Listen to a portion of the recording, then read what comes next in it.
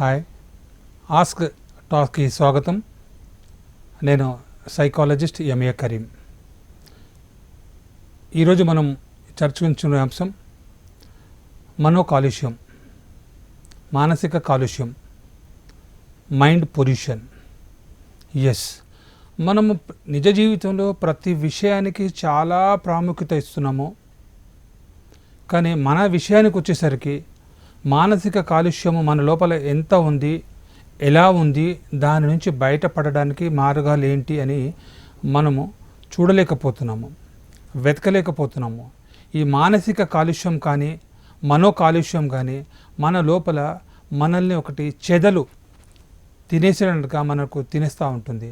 మన హావభావాల నుంచి మొదలు పెడితే మన జీవన ప్రయాణంలో ఉదయం నుంచి సాయంత్రం వరకు జీవన చర్యలో ఈ నెగటివ్ ఫీలింగ్ అనేది మనకు ఏ రకంగా కాలుష్యం రూపంలో వస్తుందో మనం ఇప్పుడు చర్చించబోతున్నాము.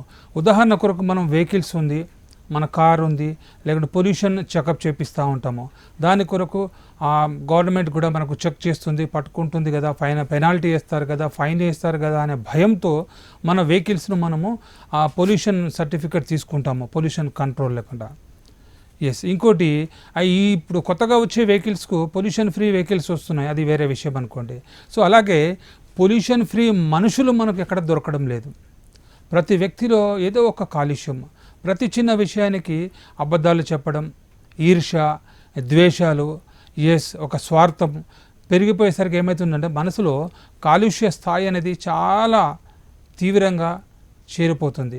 ఎప్పుడైతే మన లోపల కాలుష్యం ఉంటుందో మన లోపల ఆ కాలుష్యాన్ని మనము ఏ రకంగా అధిగమించాలి, ఆ కాలుష్యాన్ని ఏ రకంగా గుర్తించాలి అనేది ప్రధానంగా మనం ఇప్పుడు చర్చించాల్సిన విషయం ఒకటి ఉంది. ఈ మనో కాలుష్యంలో నెగిటివ్ ఫీలింగ్స్ అనేది ప్రతి వ్యక్తికి ఎదుటి వాళ్ళలో కనిపిస్తూ ఉంటుంది. వాడట్లా, వాడిట్లా, వీడిట్లా ఎదుటి వాళ్ళ గురించి మాట్లాడుతూ ఉంటాము. ఎదుటి వాళ్ళలో మనము కాలుష్యాన్ని వెతుకుతున్నాము. కానీ ఎదుటి ఆ వ్యక్తులు మన ఎదురుగా ఎవరైనా ట్రాఫిక్లో వెళ్తుంటే చూడు వాడు వాడు ఎంత పొగ ఇస్తున్నాడు, వాడు ఎవరైనా సరే ఆటో కానీ, కార్ కానీ, బైక్ కానీ వాడు చూడు. కానీ నా వెహికల్ పొగ ఏముంది, నా వెహికల్లో ఎంత పొల్యూషన్, ఇది వాయువును మనం పొల్యూట్ చేస్తున్నాము, అది గమనించడము. చూడండి, ఆహారంలో కాలుష్యము, గాలిలో కాలుష్యము, నీటిలో కాలుష్యము, ప్రతి దాంట్లో మనం చూస్తున్నాము, ప్రతి దాంట్లో కల్తీ చూస్తున్నాము. ఎప్పుడైతే కాలుష్యం వచ్చిందో అక్కడ కల్తీ అనేది కూడా వచ్చేస్తుంది. సో మన లోపల కల్తీని కూడా మనము గుర్తించగలగాలి. మన ఎంతసేపు ఎదుటి వాళ్ళ గురించి, వాడి గురించి, వీడి గురించి, కల్తీ గురించి మనం మాట్లాడుతున్నామో నీ లోపల ఉన్న కల్తీ ఏంటి, నీ లోపల ఉన్న ఒక మనో కాలుష్యం ఏ స్థాయిలో ఉంది, ఎవరికి వారు ప్రశాంతంగా ఐడెంటిఫై చేసుకోవాలి.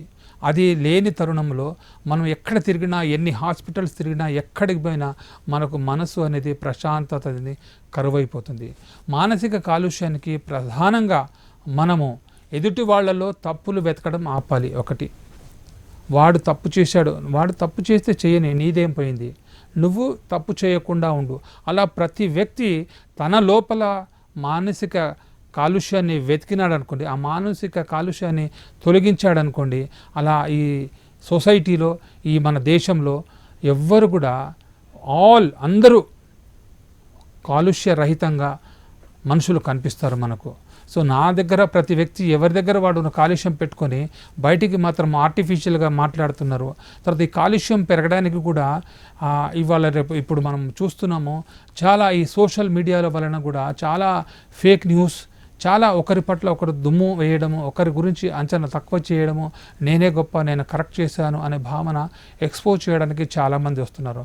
ఫస్ట్ దానిని మీరు అరికట్టండి. ఎవరికి వారు నీతిగా, నిజాయితీగా, నేను ఈరోజు ఒక మంచి పని చేసినానా, ఈరోజు నేను ఎవరికైనా నేను ప్రమాదం తెచ్చానా, ప్రమాదం అంటే ఎవరు కొట్టడం, తిట్టడం కాదు, హర్ట్ చేశానా, ఇంట్లో పిల్లలతో బాగున్నానా, పిల్లలకు నేను వాళ్ళ స్కూల్ నుంచి, కాలేజ్ నుంచి వచ్చిన తర్వాత విషయాలు అడిగానా, ఈవెన్ చుట్టుపక్కల వాళ్ళతో నేను ఏ రకంగా ఈరోజు బిహేవ్ చేశాను, అది కొంచెం తన మీద తాను కెమెరా ఫోకస్ పెట్టుకుంటే, ఎంతసేపు కెమెరా మనము ఎదుటి వాళ్ళ మీద ఫోటో తీసుకోవడానికి కెమెరా పెడుతున్నాము, బయట ఫోటో ఎవరి మీద మనం ఫోకస్ చేస్తున్నామో వాళ్ళ ఫోటో వస్తుంది, కానీ నా ఫోటో రాదు. ఇప్పుడు నేను ఫోటో తీస్తున్నాను, కెమెరా తీస్తున్నాను నా చేతిలో ఉంటే అది సెల్ఫీ కాదు, నేను ఎదుటి వాళ్ళ ఫోటో దిగుతున్నాను. సో మీరు సెల్ఫీ దిగినట్టుగా మీ లోపల ఉన్న అంశాలను మీరు టెక్నాలజీని ఉపయోగించి బయటపడే మార్గం ఆలోచించాలి. అది మానసిక కాలుష్యం ఎక్కువ అయిన వారి లోపల శారీరక అనారోగ్యాలు చాలా ఏర్పడుతుంది. అటువంటి వాళ్ళు ఎప్పుడు దగ్గడం కానీ, తుమ్మడం కానీ, కడుపు నొప్పి కానీ, తలనొప్పి కానీ, వివిధ రకాలుగా సర్వరోగాలు వాళ్ళలో వచ్చేస్తూ ఉంటుంది. మళ్ళీ మాటికి డాక్టర్ల దగ్గర వెళ్ళడం, తన మీద ఎక్కువ శ్రద్ధ తీసుకోవడం, తన మీద తనకు ఎక్కువ ప్రాధాన్యత ఇవ్వడం, ఇటువంటి విషయాలు కొంచెం తక్కువ చేయాలి. మన మానవ సమాజం, మనం సొసైటీలో ఉన్నాము, బ్రతికేది ఎదుటి వాళ్ళతో కానీ, మనం అడవిలో లేము కాబట్టి వాళ్ళేంది మనమేంది, నేనేం చేశాను, నేనేంటి అనేది ఎవరికి వారు సూటిగా ప్రశ్న వేసుకుంటేనే ఈ మానసిక కాలుష్యం అనేది దూరం అవుతుంది. ఇంకోటి ప్రధానంగా మానసిక కాలుష్యానికి మీరు ఎక్కడో పొల్యూషన్ కంట్రోల్ రూమ్కు కానీ, లేకుంటే అక్కడ పొల్యూషన్ కంట్రోల్ సెంటర్ దగ్గరికి వెళ్ళడం కానీ, పొల్యూషన్ కంట్రోల్ బోర్డుకు వెళ్ళడం అవసరం లేదు. మీ లోపల మీరే మౌనంగా ప్రతిరోజు మార్నింగ్ మీరు లేచిన తర్వాత మీ గురించి మీరు ఆలోచన చేసుకోండి. ఒక మంచి ఉదయం మీకు దొరికింది, 24 గంటలు ఈరోజు మీకు దొరికింది. రేపు ఉంటామో లేదో మనకు తెలియదు. మనిషి ఆశాజీవి అంతే. సో ఈరోజు దొరికినందుకు 24 అవర్స్ 24 గంటలు మీకు దొరికినాయి. ఒక 10 నిమిషాలు మీరు ఉదయము 10 నిమిషాలు పడుకునేటప్పుడు మీ కొరకు మీరు ఆలోచన చేసుకోండి. మీలో మీరు చాలామంది మెడిటేషన్ ధ్యానం చేస్తూ ఉంటారు. ఆ చేసినంతసేపు బాగుంటారు. మళ్ళీ తర్వాత చాలామంది చూస్తున్నాను, పెద్ద వాళ్ళు తెల్ల బట్టలు వేసుకొని వస్తారు. ఎక్కడికి వెళ్ళి వస్తున్నారు సార్ అంటే, నేను మెడిటేషన్ క్లాస్కి వెళ్ళాను, ధ్యానం చేసి వస్తున్నాను, గుడికి వెళ్ళి వస్తున్నాను, మసీదుకి వెళ్ళి వస్తున్నాను, చర్చికి వెళ్ళి వస్తున్నాను, గురుద్వారాకి వెళ్ళి వస్తున్నాను అని చెప్తారు. వచ్చిన 10 నిమిషాల్లోనే ఎదుటి వాళ్ళ మీద కరవడం మొదలు పెడతాడు. అక్కడ నుంచి ఒక పవిత్రమైన ప్రదేశం నుంచి వస్తున్నారు, పవిత్రమైన భావాలతో మీరు ఇంటికి వస్తున్నారు. దారిలో ఎవరైనా మీకు అడ్డు తగిలితే వాళ్ళను ఛేదించడం, జరుగు, నోటి దురుసుతనం ప్రదర్శిస్తున్నారు. ఇలాంటివి మన మనో కాలుష్యాన్ని పెంచుతాయి. వీటిని ఎవరైతే అరికట్టుతారో వాళ్ళు ప్రశాంతంగా ఉండగలుగుతారు. మీ లోపల మీరు ప్రశాంతతను వెతికే ప్రయత్నం చేయండి. ఎప్పుడైతే మీ లోపల మీకు ప్రశాంతత ఏర్పడుతుందో అప్పుడు ఆటోమేటిక్గా మీరు మానసిక కాలుష్యానికి దూరంగా ఉన్నట్టుగా మీరు ఫీల్ అవుతారు. సో మానసిక కాలుష్యాన్ని మనము చర్చించే అంశంలో ప్రధానమైనటువంటిది ఈగోయిజం, స్వార్థం. నేను నేను నేను నేను నేను అనేది ఒకటి పక్కన పెట్టాలి. మేము అనే భావన రాలి. నేను బాగుండాలి, నువ్వు బాగుండాలి, మనం బాగుండాలి అని ఎవరైతే ఆలోచిస్తారో వాళ్ళ దగ్గరే మానసిక ప్రశాంతత అనేది ఏర్పడుతుంది. సో మన జీవన విధానాన్ని, మన జీవన చర్యను ప్రతిరోజు మనము ఒక 10 నిమిషాలు ప్రశాంతతతో స్టార్ట్ చేసి మళ్ళీ చివరి 10 నిమిషాలు ప్రశాంతతతో ముగించాలి అన్నప్పుడు దినమంతా చేసే చర్య, దినంలో చేసే పనులు కానీ, విద్యార్థులు చదువు కానీ, తర్వాత ఎంప్లాయీస్ జాబ్కి వెళ్ళే వాళ్ళు కానీ, ఇంట్లో ఆడపడుచులు, ఆడవాళ్ళు పనిచేసేవారు, ఇంటి పని చేసేవాళ్ళు ఎవరైనా సరే చిన్న విషయానికి మనము కసురుకోవడం కానీ, తర్వాత విసురుకోవడం కానీ చేయడం వలన మనకు మానసిక ఒత్తిడి పెరుగుతుంది. ఎప్పుడైతే మానసిక ఒత్తిడి పెరిగిందో అలజడి పెరుగుతుంది.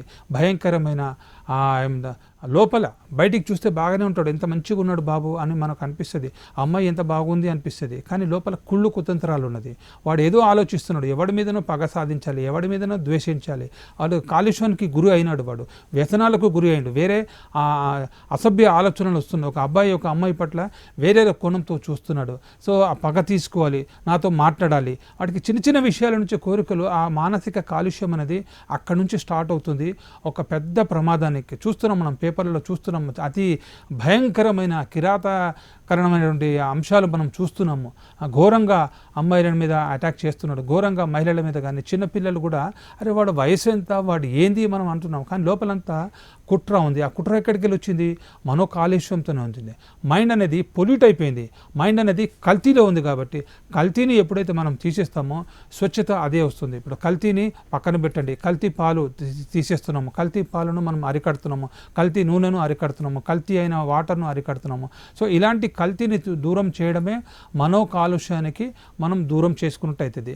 మన లోపల కల్తీ మనల్ని ఒకటి చాలా ప్రమాదకరమైనటువంటి స్థాయిలోకి మనల్ని తీసుకెళ్తుంది. కాబట్టి ఇది మన జీవితంలో మనకు మలుపు దశలో ఎప్పుడు కూడా ప్రతిదీ నెగిటివ్ కనిపిస్తుంది. తర్వాత నేరాలకు, ఘోరాలకు అలవాటు పడిపోయి తర్వాత జైలు పాలు కావడము, నలుగురిలో అబాసు పాలు కావడము, తర్వాత బయటి వాళ్లకు ముఖం చూపించలేక చివరికి వాళ్ళు ఈ సమాజం నుంచి ఎక్కడో కనుమరుగైపోవాల్సిన పరిస్థితి ఏర్పడుతుంది. కాబట్టి మనం సొసైటీలో ఉన్నాము, సమాజంలో ఉన్నాం. కాబట్టి మనో కాలుష్యాన్ని మనకు మనమే వ్యక్తిగతంగా శుద్ధి చేసుకోవాల్సిన అవసరం ఉంది. మనం వేరే విషయాలకు చాలా ప్రాధాన్యత ఇస్తున్నాము. శుభ్రమైన బట్టలు వేసుకుంటున్నాము, బాడీని శుభ్రంగా చేసుకుంటున్నాము, ఇల్లు శుభ్రం చేస్తున్నాము. బండిని ఎవరైనా ఇట్లా స్క్రాచ్ చేస్తే మనం తట్టుకోలేము. కానీ మీ మనసు మీద ఎన్ని స్క్రాచ్లు జరుగుతున్నాయి, మీరు ఎదుటి వాళ్ళ మీద ఎన్ని మాటలతో స్క్రాచ్ చేస్తున్నారో, మాటల తూటాలు ఎట్లా మీరు చేస్తున్నారో ఆ విషయాల్ని మీరు ఎప్పుడైనా గమనించారా? ఎస్, మనకు మనమే మన లోపాలను మనము, నా ప్రవర్తన ఏముంది, నేను ఇలా ఎందుకు ప్రవర్తిస్తున్నాను, నాకు ఇలా ఎందుకు జరుగుతుంది. మీకు మీ వల్ల సాధ్యం కాకుంటే మీరు ఎక్స్పర్ట్ సహాయం తీసుకోండి. ఇంట్లో పెద్దవాళ్ళు ఉన్నారనుకోండి, ఎస్, మీ అన్నయ్య ఉన్నాడు, మామయ్య ఉన్నాడు, అమ్మమ్మ నాన్నమ్మ పెద్దవాళ్ళు ఉంటే వాళ్ళ సహాయం తీసుకోండి. వాళ్ళతో కావడం లేదు, ఎస్, ఒక మంచి ఎక్స్పర్ట్స్ ఉన్నారు, మీకు లోపాలను బయటపడే సైకాలజిస్టులు ఉన్నారు, వాళ్ళ దగ్గరికి వెళ్ళి ఒకసారి వెళ్తే తప్పు లేదు. చాలామంది సైకాలజిస్ట్ దగ్గరికి నేను వెళ్ళాలా, సైకాలజిస్ట్ ఏం చెప్తారు నేను అంటే వాళ్ళకు అన్నీ నాకు తెలుసు, వాళ్ళు చెప్పేది ఏముండదు, అన్నీ నాకు తెలుసు, నేనే సెట్ ఉన్నాను, నేను బాగానే ఉన్నాను, నేను ఎప్పుడైతే బాగున్నాను అని 100% ఎవరికి వారు అనుకుంటారో వాళ్ళకి ఎవ్వరు చెప్పినా ఏ బ్రహ్మ విద్య కూడా వాళ్ళ మీద ఉపయోగం పడదు.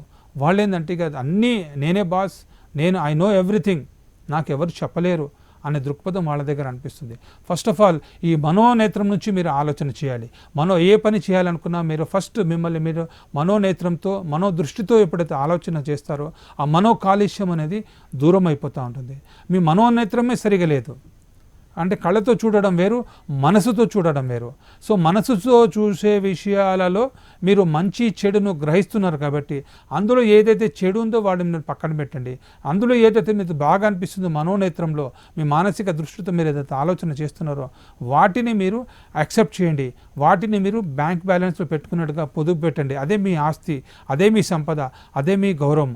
అంతేకాని ఏదైతే కల్మషమైనటువంటి విషయాలతో, కల్మషమైనటువంటి మాటలతో మనిషికి మాటే మంత్రం, మనసుకు మాటే మంత్రం.